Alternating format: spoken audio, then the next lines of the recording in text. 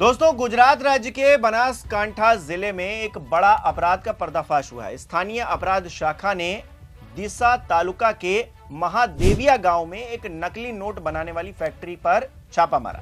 इस छापेमारी में पुलिस ने लगभग 40 लाख रुपए की नकली करेंसी, 5 प्रिंटर और अन्य उपकरण जब्त किए और 2 आरोपियों को गिरफ्तार भी किया, जबकि मुख्य आरोपी फरार बताया जा रहा है। यह घटना 4 सितंबर की है और पुलिस की यह कार्रवाई देश में बढ़ते नकली नोटों के कारोबार पर एक बड़ा प्रहार बताई जा रही है। नमस्कार, मेरा नाम हिमांशु मिश्रा है। आप देख रहे हैं 4PM न्यूज नेटवर्क। दोस्तों, आपको बता दूं कि पुलिस को गुप्त जानकारी मिली थी कि महादेविया गांव में रायमल सिंह परमार, जिसे रायमल दरबार भी कहा जाता है, उसके खेत में एक तहखाने में नकली नोट छापे जा रहे हैं। इस सूचना के आधार पर बनासकांठा पुलिस की लोकल क्राइम ब्रांच ने देर रात छापेमारी की। छापे के दौरान पुलिस ने संजय सोनी और कौशिक श्रीमाली नाम के 2 लोगों को मौके से गिरफ्तार किया। मुख्य आरोपी रायमल सिंह परमार फरार बताया जा रहा है। पुलिस के अनुसार यह फैक्ट्री एक खेत के अंदर बने तहखाने में चल रही थी, जहां कोई शक नहीं कर पाता। वहीं जब्त किए गए सामान में मुख्य रूप से 500 रुपए के नकली नोट शामिल हैं। कुल 7,800 नकली नोट बरामद किए गए हैं, जिनकी कुल कीमत 39 लाख रुपए से ज्यादा बताई जा रही है। लेकिन कुछ रिपोर्ट्स में इसे 40 लाख भी बताया गया है। ये नोट इतने सटीक तरीके से बनाए गए थे कि असली नोटों से तुलना करने पर फर्क समझना मुश्किल हो जाता है। पुलिस ने 5 प्रिंटर, कागज, स्याही और अन्य मशीनें भी जब्त की हैं, जो नकली नोट बनाने में इस्तेमाल हो रही थी। ये फैक्ट्री कुछ महीनों से चल रही थी और पुलिस का मानना है कि इससे पहले भी लाखों रुपए की नकली करेंसी बाजार में फैलाई जा चुकी है। पुलिस की टीम ने रात भर छापेमारी की और सुबह सबूत इकट्ठा किए। एलसीबी के अधिकारियों ने बताया है कि यह ऑपरेशन बहुत गोपनीय रखा गया था, क्योंकि अगर जरा सी भी भनक आरोपियों को लग जाती तो सबूत मिटा देते। छापे के दौरान कोई हिंसा नहीं हुई और आरोपी शांतिपूर्वक गिरफ्तार कर लिए गए। अब पुलिस फरार आरोपी की तलाश कर रही है। जो मुख्य आरोपी बताया जा रहा है, उसकी तलाश कर रही है। उसके खिलाफ लुकआउट नोटिस भी जारी कर दिया गया है। वहीं इस मामले के मुख्य आरोपी रायमल सिंह परमार, जिनके खिलाफ पहले से 16 आपराधिक मुकदमे दर्ज हैं, वो एक पुराना अपराधी है जो पहले भी चोरी, धोखाधड़ी और अन्य अपराधों में शामिल रह चुका है। पुलिस का कहना है कि रायमल का खेत इस फैक्ट्री के लिए इस्तेमाल हो रहा था और वो इसका मास्टरमाइंड है।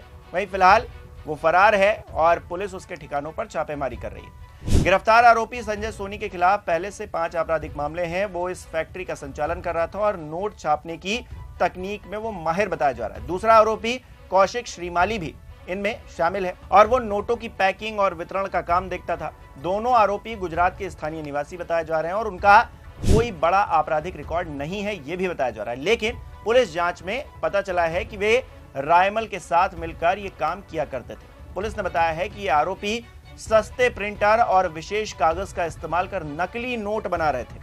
वे बाजार में इन नोटों को कम कीमत पर बेचते थे, जैसे कि 500 रुपए का नकली नोट 200 रुपए या 300 रुपए में बेच दिया। लेकिन इससे फायदा तो पूरा हो रहा है। 500 रुपए का नकली नोट है, उससे मिल रहे हैं 200 रुपए, 300 रुपए, तो क्या ही जाता है।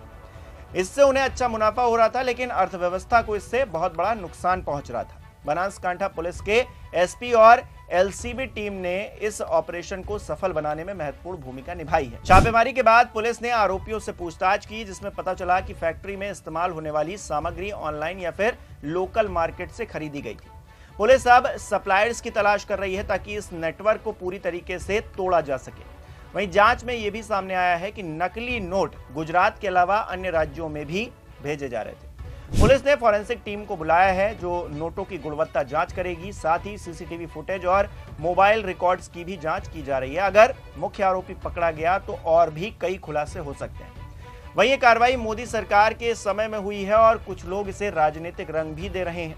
लेकिन पुलिस का कहना है कि ये एक सामान्य अपराध की जांच है और सरकार ने नकली नोटों के खिलाफ सख्त कानून बनाए हुए हैं। 589A से 489E जो नकली करेंसी बनाने पर 10 साल तक की सजा की बात कहती है। आपको बता दें कि नकली नोट अर्थव्यवस्था के लिए बड़ा खतरा है। आपने देखा होगा, एक पिक्चर भी आई थी, नकली नोटों को बनाने वाले, मतलब हीरो उसको बना रहा था, शायद उसका नाम फर्जी मूवी था।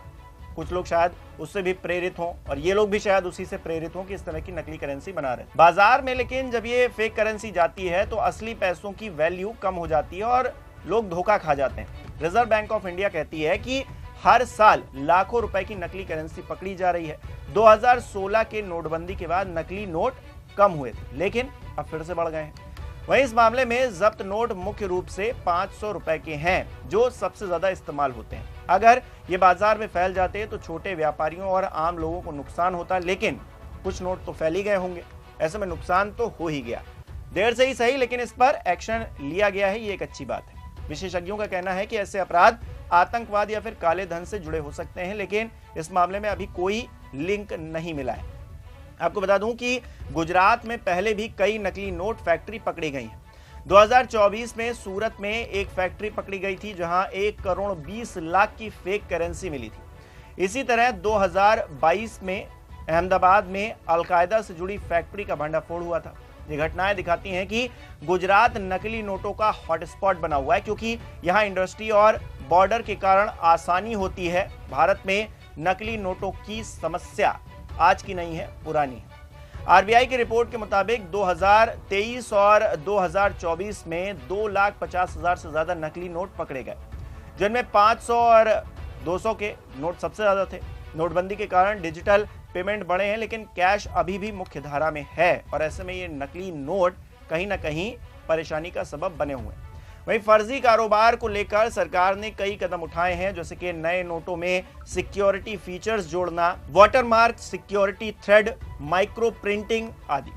पुलिस और इंटेलिजेंस एजेंसियां लगातार छापे मार रही हैं, लेकिन समस्या ये है कि तकनीक के साथ अपराधी भी स्मार्ट होते जा रहे हैं। सस्ते प्रिंटर और इंटरनेट से वे आसानी से नोट कॉपी कर ले रहे हैं। विशेषज्ञ सलाह देते हैं कि लोग नोट चेक करें। असली नोट में गांधी जी का वाटरमार्क साफ दिखता है, लेकिन ये अब छोटी चीजें हो गई हैं। जो चीजें आम हैं उनको तो बहुत इजीली कॉपी किया जा रहा है, बहुत ही ज्यादा डीपली फेक नोट बनाए जा रहे हैं। थ्रेड पर आरबीआई लिखा होता है, शक हो रहा है तो बैंक में जमा करें, मतलब इस तरह की बातें की जाती हैं, लोगों को जागरूक किया जाता है। लेकिन फिर भी इस तरह की करेंसी मार्केट में घूम रही है, और इस तरह के जो बनाने वाले लोग हैं वो भी मुस्तैद हैं। सरकार ने हेल्पलाइन नंबर शुरू की है।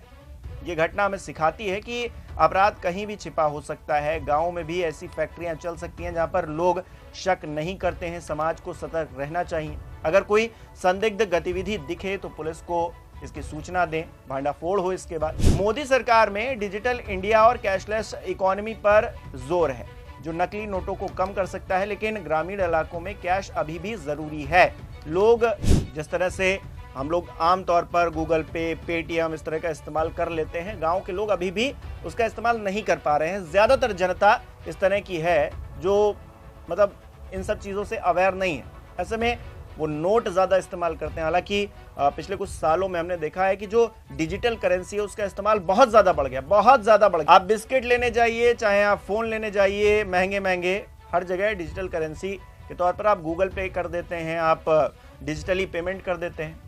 इसलिए सिक्योरिटी बहुत बड़ा एक मतलब समस्या भी है इसके लिए। पुलिस की तारीफ हमें करनी चाहिए इस बात के लिए कि बिना देरी के कार्रवाई की गई, इस बात पे तो करनी चाहिए। ये मामला अभी जांच के दौर में है फिलहाल, लेकिन पुलिस का दावा है कि जल्द ही मुख्य आरोपी पकड़ा जाएगा। अगर सजा हुई तो ये एक अन्य अपराधियों के लिए सबक भी होगा। देश की अर्थव्यवस्था मजबूत बनाने के लिए ऐसे अपराधों पर सख्ती बहुत ज्यादा जरूरी भी है। इस खबर पर आपकी क्या राय है, क्या टिप्पणी है, हमें कमेंट करके जरूर बताएं। फिलहाल इस खबर में इतना ही। ऐसी तमाम बड़ी और राजनीतिक खबरों के लिए बने रहिए और देखते रहिए 4 PM न्यूज गुजरात। धन्यवाद।